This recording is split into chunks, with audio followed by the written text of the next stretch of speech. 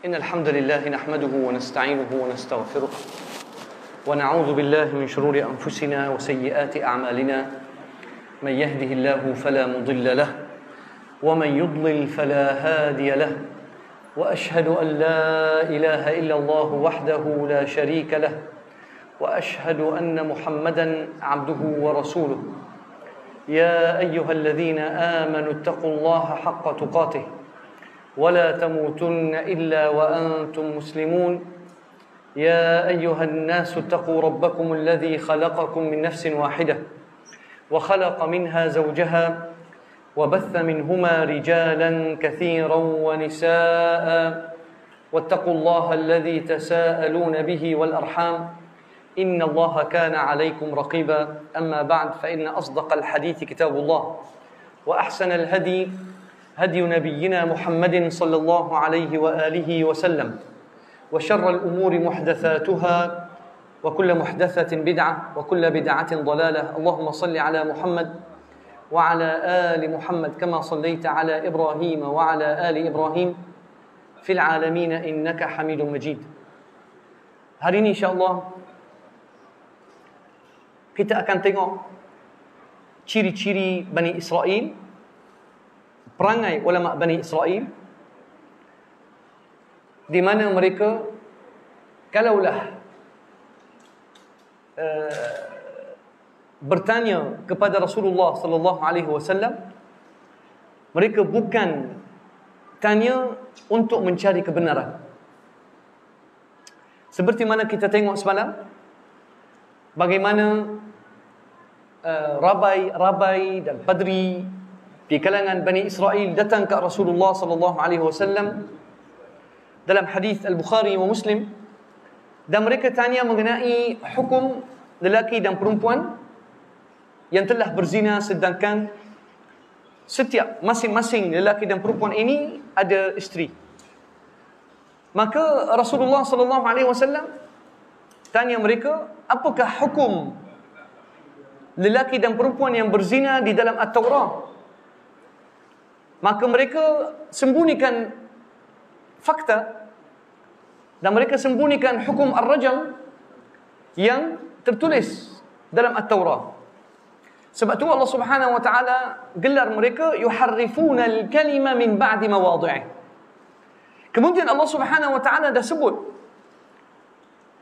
akaluna lis-suht sama'una lil-kadhibi akaluna lis-suht fa in ja'uka fahkum bainahum aw a'rid anhum. Allah Subhanahu wa taala kata, wahai Muhammad, kalau ulama Bani Israel menuju kepada engkau untuk bertanya mengenai satu hukum, fahkum bainahum aw a'rid anhum.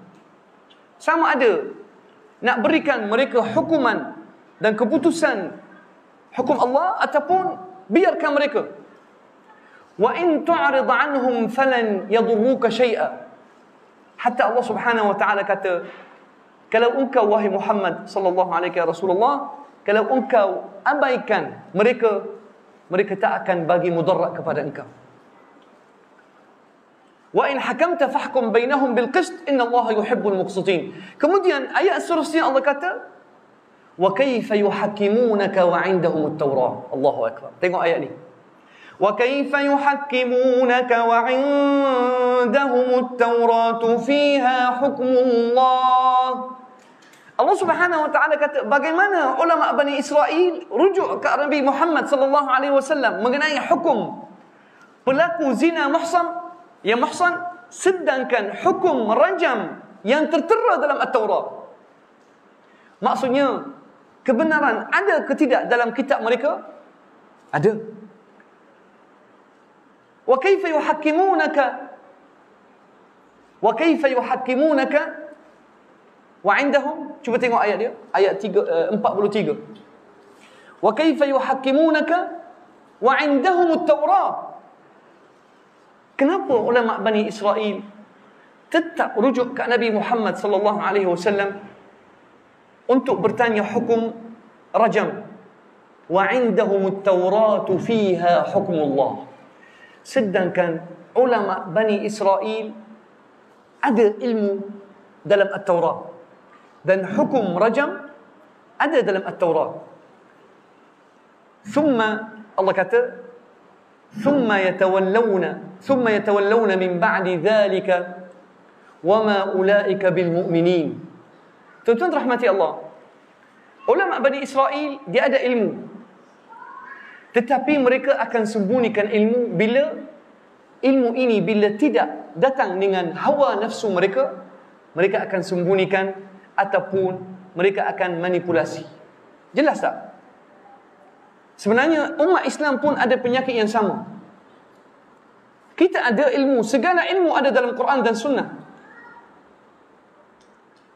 Tetapi ulama umat Islam kadang-kala akan sembunyikan fakta yang tertera terang-terangan dalam Quran dan hadis kerana mereka ada hawa nafsu ataupun ada kepentingan mereka yang mereka takut akan terjejas sekiranya mereka dedahkan kebenaran.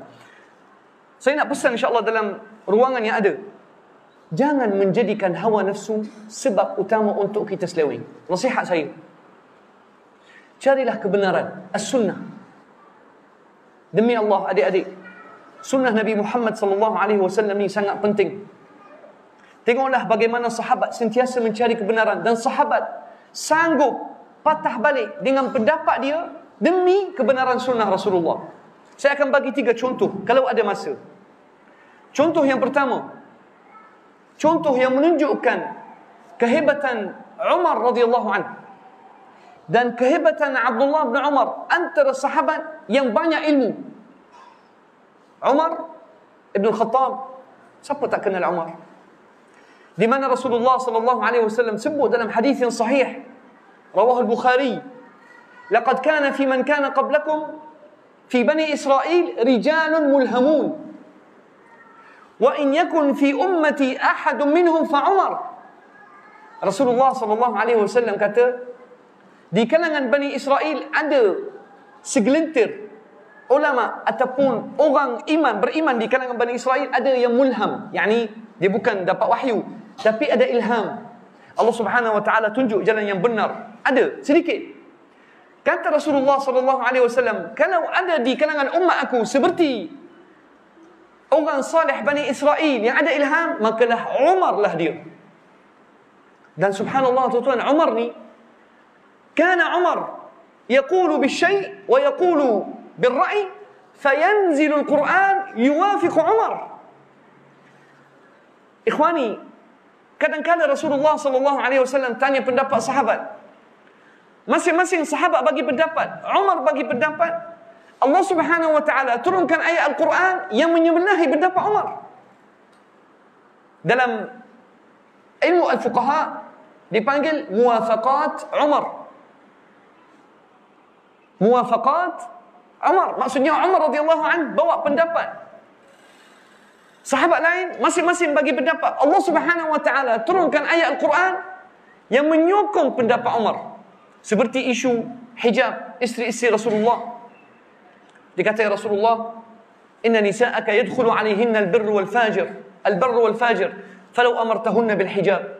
Dikata ya Rasulullah dalam hadis sahih Bukhari, ya Rasulullah, orang jahat, orang baik masing-masing lalu dekat rumah engkau ya Rasulullah. Kalau boleh, suruh isteri-isteri ataupun biarlah ada penghadang hijab antara isterimu ya Rasulullah, dan supaya orang tidak melihat isteri-isteri Rasulullah sallallahu alaihi wasallam. Maka Allah Subhanahu wa taala turunkan ayat al-hijab dalam surah Al-Ahzab. فإذا دعيتم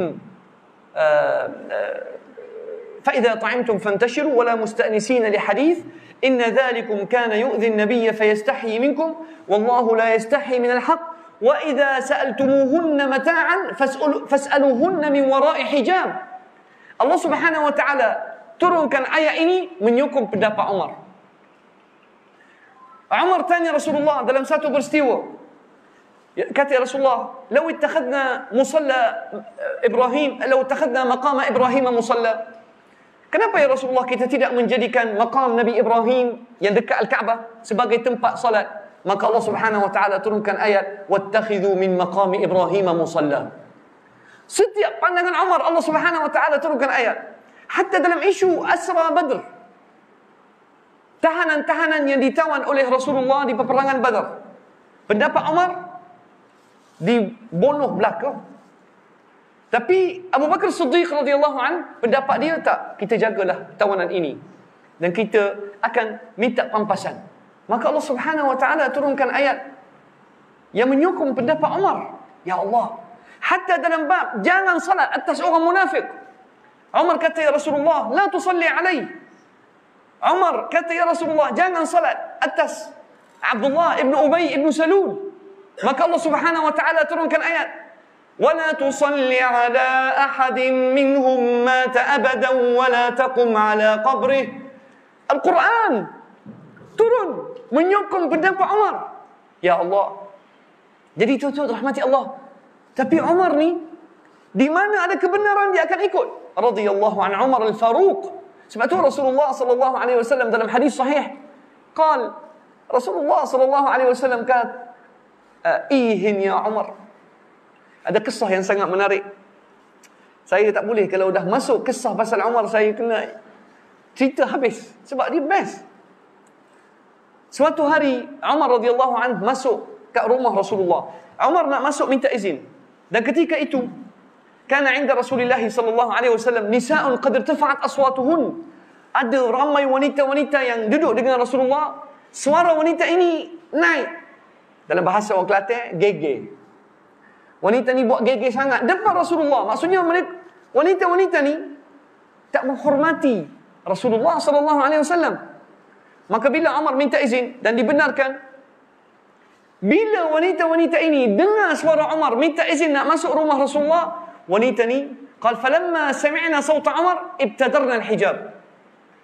Wanita-wanita yang ada depan Rasulullah sallallahu alaihi wasallam, bila mereka dengar suara Umar, semua cabut lari. Setiap wanita ni cari tempat nak selindung dan masuk. Lari. Ini hadis sahih Bukhari. Fadhahaka Rasulullah sallallahu alaihi wasallam. Rasulullah gelak. Rasulullah sallallahu alaihi wasallam bila tengok wanita ni cabut lari, berkeliaran. Boleh kata berkeliaran. Macam orang kita kata, yakni wanita ni takut cari tempat selindung, sembunyi. Orang Tino ni cabut lari dengan Umar. Ya Allah. Jadi Rasulullah sallallahu alaihi wasallam bila tengok kelakuan dan kelagat wanita-wanita ni yang lari bila dengar suara Umar, Rasulullah gelak. Bila Umar masuk, Umar radhiyallahu anhu sayang Rasulullah sallallahu alaihi wasallam. Bila Umar tengok Rasulullah ketawa, dia kata, "Adhakallahu sinnaka ya Rasulullah, limadha dhahakt?" Umar tanya, "Ya Rasulullah, kenapa awak gelak? Aku masuk awak gelak." Rasulullah sallallahu alaihi wasallam kata, "Ni, haula an-nisa kunna 'indi qad irtafa'at aswatuhun falamma sami'na sawtaka ibtadarna al-hijab." Kata Rasulullah sallallahu alaihi wasallam, "Ni orang Tino ni, orang puan ni. Depan aku suara tinggi, tapi bila mereka dengar suara awak, mereka cabut lari." Lalu Umar marah. Qal ya aduwati anfusihin atahamnani wala takhafuna min Rasulillah. Kata Umar, wahai wanita hok jahat. Umar tak ada, dia kerah. Bukan kerah. Kerah ni tapi kerah dalam kebenaran. Ya aduwati anfusihin. Hok orang nak cakap mana Orang puai hok musuh diri sendiri. Takut dengan aku, tak hormat Rasulullah. Dengan suara aku kamu takut, tapi kamu tak hormat dan tak takut Rasulullah. Lalu Rasulullah sallallahu alaihi wasallam kata, "Ihan ya ibn al-Khattab. Ihan ya ibn al-Khattab. Dahsyat engkau wahai Umar. Wahai anak Khattab, engkau ni dahsyat. Wallahi ma salakta fajjan illa wa salaka asy-syaitanu fajjan ghayra fajjik." Kata Rasulullah sallallahu alaihi wasallam, wahai Umar, kalau engkau ikut satu jalan, syaitan akan lari ikut jalan lain supaya tidak terserempak dengan jalan engkau. Tuan-tuan rahmati Allah, tengok ini dah Umar. Takut orang kejap lagi kata, Ustaz Muhi tak kenal kedudukan Umar. Tapi sahabat Rasulullah sallallahu alaihi wasallam kalau jumpa kebenaran boleh patah balik. Baik, isu dia. Apa isu dia? Hadis Abdullah bin Abbas dalam Al-Bukhari wa Muslim wa Tirmizi. Isu dia, Umar radhiyallahu an dia tak suka orang menangis atas kematian. Kerana dia pernah dengar hadis Rasulullah sallallahu alaihi wasallam. Dia dengar kata Rasulullah, innal mayyita la yu'adzabu bi bukai ahlihi alaihi. Hadis Rasulullah sallallahu alaihi wasallam, sesungguhnya orang yang telah mati, kalau pewaris menangisi atas kematian dia, maka azab siksa dia akan makin parah dalam kubur. Maka Umar radhiyallahu an selalu sebut hadis ni. Tapi sebenarnya kalau ikut hadis yang sebenar, hadis Rasulullah, innal kafira la yuzadu fi azabihi fi qabrih bi bukai ahlihi alaihi.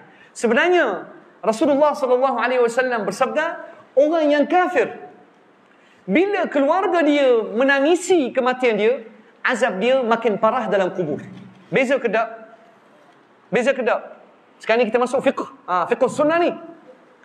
Tadi cerita sedap. Tadi cerita sedap, saya tahu. Sekarang ni kita masuk bab bagaimana sahabat akan mencari kebenaran sunnah. Sekarang ni kita ada dua pendapat. Pendapat pertama, ahli kubur, tak kira orang Islam ke orang kafir, akan disiksa dalam kubur sekiranya keluarga dia tangisi dia. Pendapat Aisyah radhiyallahu anha, hanya orang kafir Yahudi akan ditambah kesiksaan dia dalam kubur sekiranya keluarga dia menangisi dia. Jadi manakah hak betul? Dan Abdullah bin Umar sokong juga pendapat ayah dia Umar. Tapi Abdullah bin Abbas ceritalah kebenaran. Aisyah kata, moga Allah merahmati Umar radhiyallahu an dan anak dia Abu Abdurrahman, yakni Abdullah. Sebenarnya Rasulullah sallallahu alaihi wasallam kata, innal kafira la yu'adzabu fi qabrihi aw yuzadu fi 'adzabihi bi bukai ahlihi alaihi. Rupanya Aisyah radhiyallahu anha membetulkan sedikit salah faham.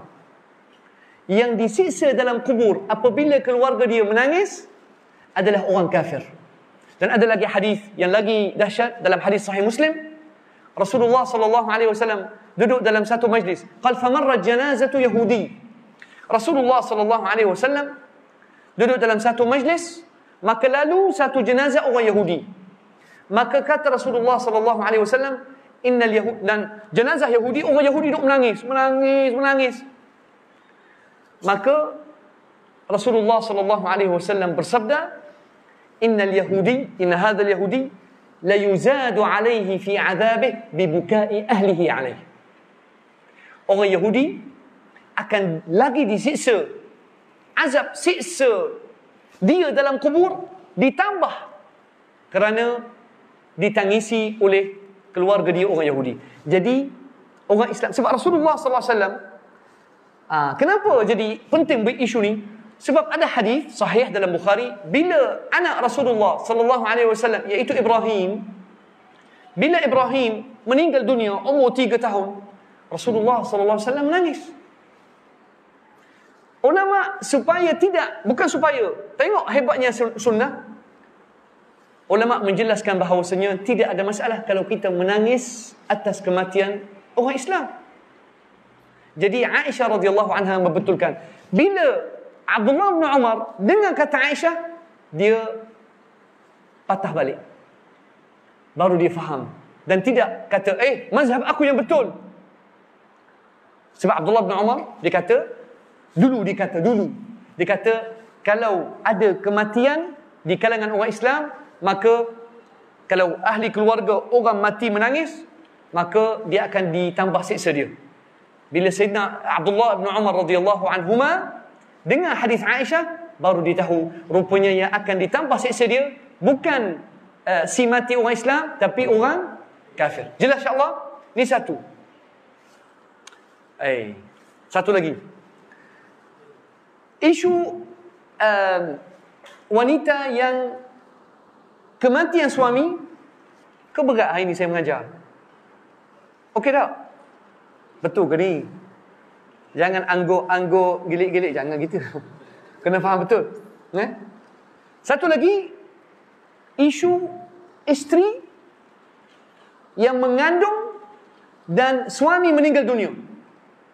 Apakah iddah dia? Ini isu penting.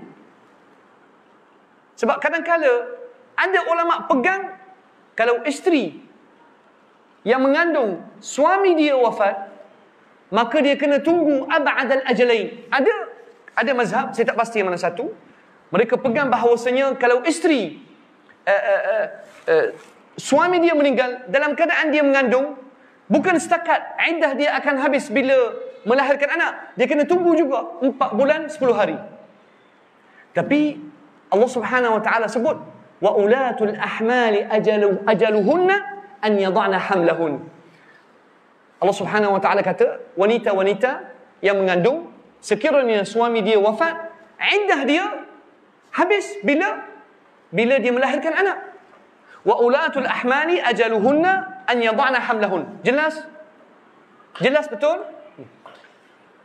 Tapi ada juga satu ayat walladzina yutawaffawna minkum dalam surah Al-Baqarah, walladzina yutawaffawna minkum wa yadharuna azwajan yatarabbasna bi anfusihinna 4 ashhurin wa 10. Allah Subhanahu wa taala kata yang meninggal, suami yang meninggal dan ada isteri, maka iddah isteri berapa? 4 bulan 10 hari. Tiba-tiba dalam hadis Sahih Muslim, sangat best kisah ni. Ada 3 orang duduk, Abdullah bin Abbas, Abu Hurairah, Abu Salamah. Abu Salamah bukan sahabat, dia ni Abu Salamah anak Abdul Rahman ibn Auf, dia tabi'i. Baik.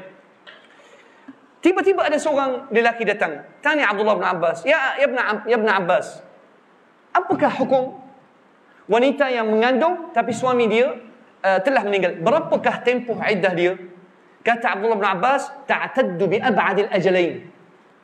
Pendapat Abdullah bin Abbas, dia kena tunggu tempoh paling lama. Maksudnya, katakan suami meninggal hari ni, esok dia bersalin, tak jadi, iddah tak habis, kena tunggu lagi 4 bulan 10 hari. Tiba-tiba, jelas setakat ni? Siapa yang mencelah? Abu Salamah.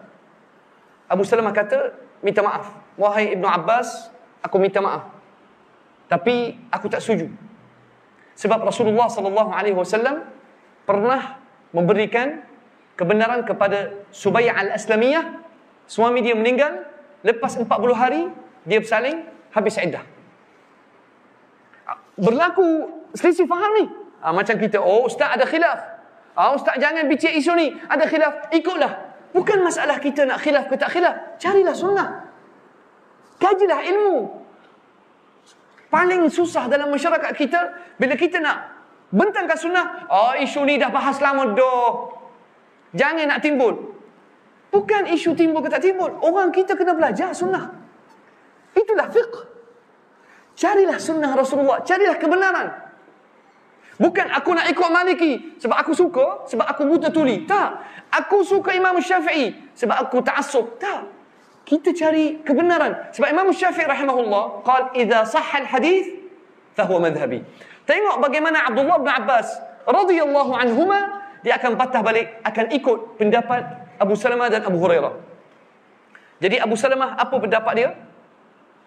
Abu Salamah kata, aku rasa dia bila bersalin habis iddah, tak perlu tunggu lagi 4 bulan 10 hari. Abdullah bin Abbas tak setuju dengan Abu Salamah. Abu Hurairah ada, betul tak? Abu Hurairah bangkit. Dia kata, wahai Ibn Abbas, aku menyebelahi Abu Salamah. Sekarang ni Abu Hurairah bawa hadis. Aku pernah dengar Rasulullah SAW telah membenarkan Subayyah al-Aslamiyah yang suami dia meninggal, lepas suami dia meninggal 40 hari dia bersalin. Maka ramai hak nak masuk Mina, panggil apa? Ramai orang lelaki masuk Minang nak kahwin balik Subayyah. Tapi ada seorang nama dia tak pasti nama dia apa. Ada seorang lelaki ni dia minat kat Subayyah sebab dia cantik. Dia kata, apa ni aku lepas Subayyah ni kisah dia, lepas dia bersalin habis iddah, sebab dibaca ayat Al-Quran wa ulatul ahmali ajaluhunna ay yad'na hamlahum. Dia kata wanita-wanita yang mengandung, bila dia bersalin, iddah dia dah habis. Maka dia cantikkan, dia pakai celak, dia iddah dia habis. Dia bebas untuk cantikkan diri untuk orang lelaki yang nak masuk Minang. Maka masuk seorang lelaki, saya tak ingat nama dia, tapi ada dalam Sahih Muslim. Lelaki ni minat ke Subai'ah. Dia kata, apa yang kau buat ni? Engkau masih dalam iddah lagi. Engkau tak boleh nak mencantikkan diri untuk orang lelaki nak masuk Minang sehingga engkau tunggu lagi 4 bulan 10 hari. Maka Subai'ah terus pergi ke Rasulullah sallallahu alaihi wasallam, tanya Rasulullah kata, "Idza inqadat iddatun nifas faqad taharti." Rasulullah sallallahu alaihi wasallam kata, bila awak dah bersalin, habis tempoh darah nifas dah habis, darah bersalin habis, maka awak dah bersih, awak halal untuk menerima lelaki-lelaki yang nak minang. Maka manakah sunnah Rasulullah? Boleh jawab tak? Manakah sunnah Rasulullah? Boleh jawab tak? Manakah sunnah Rasulullah? Apa senyap? Tak jelas ke? Syekh. Lepas bersalin, sunnah Rasulullah, lepas wanita bersalin, tak perlu tunggu 4 bulan 10 hari. Siapa yang membenarkan? Rasulullah sallallahu alaihi wasallam. Sebab itulah sunnah penting. Kita ada 2 ayat dalam Quran. Walladzina yatawaffawna minkum wa yadharuna azwajan yatarabbasna bi anfusihinna 4 ashhurin wa 10. Satu ayat, wa ulatul ahmali ajaluhunna an yadhana hamlahun. Siapa yang bagi kata putus mengenai wanita yang suami dia meninggal tapi dia bersalin lepas dalam tempoh yang singkat, tak perlu tunggu 4 bulan 10 hari, terus boleh jadi terus dah habis tempoh iddah bila dia telah melahirkan anak dia. Jadi Abdullah bin Abbas bila tahu kisah Subai'ah, dia patah balik. Walaupun Abu Salamah dia tabi'i, bukan nak menjatuhkan martabat Abdullah bin Abbas. Abdullah bin Abbas sahabat yang tinggi, sahabat yang hebat, hibrul Quran. Tapi sunnah Rasulullah lebih berhak untuk diikuti walaupun orang tu tinggi. Sebab tu kita dalam masyarakat kita, siapa engkau nak lawan Imam Syafi'i? Bergerak sungguhmu ni. Bukan kita nak lawan Imam Syafi'i rahimahullah, kita sanjung Imam Syafi'i. Sebab Imam Syafi'i kata kat kita, apa dia kata? La yahillu limri'in muslimin istabanat lahu sunnatun min sunnani Rasulillah an yada'aha li ghairihi. Tidak halal bagi seorang muslim bila jelas dan terang sunnah Rasulullah dengan dalil, tak boleh tinggalkan sunnah Rasulullah demi nak ikut kata si fulan, si ulama, tuan guru, tuan imam. Sunnah Rasulullah sallallahu alaihi wasallam lebih berhak untuk diikuti. Jelas insya-Allah? Betul? Aqulu qawli hadha wa astaghfirullah al-azim li wa lakum walhamdulillahi rabbil alamin. Wassalamu alaikum warahmatullahi wabarakatuh.